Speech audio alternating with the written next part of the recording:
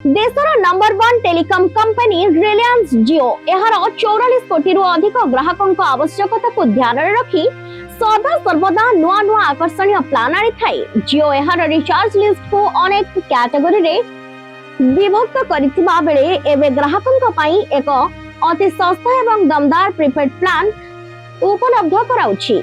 जदि आपण 200 टंकार कम मूल्य रे एक भल प्लान खोजुछंती तेबे एही खबरटी आपणका पई बेस उपयोगी हेबो।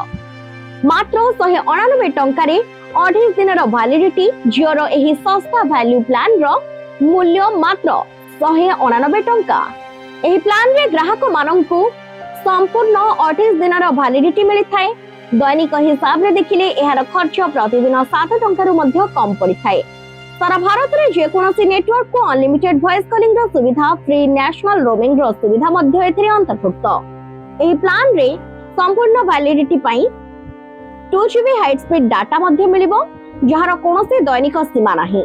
संपूर्ण मास पई 300 मागणा एसएमएस व्यवहार करा जाय परिबो। कॉम्प्लीमेंटरी ऑफर भाबरे जियो टीवी एवं जियो एआई क्लाउड रो मागणा एक्सेस मध्ये दिया जाउछि।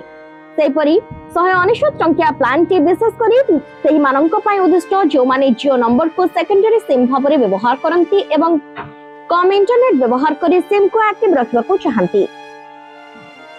199 टंका प्लान सहित तुलना अन्यपटे जियो पाखरे 199 टंका आउ एक प्लान मध्ये रहिछि जोथिरे कि ग्राहकों को 14 दिन वैलिडिटी मिली थाए। ए प्लान रे अनलिमिटेड कॉलिंग सह दैनिक 1.5 GB डाटा एवं प्रतिदिन 100 फ्री एसएमएस रो सुविधा मिली थाए। तेरो अधिक वैलिडिटी चाहुतबा ग्राहकों पई 199 टंकार प्लान सबुठारु बेस्ट ऑप्शन।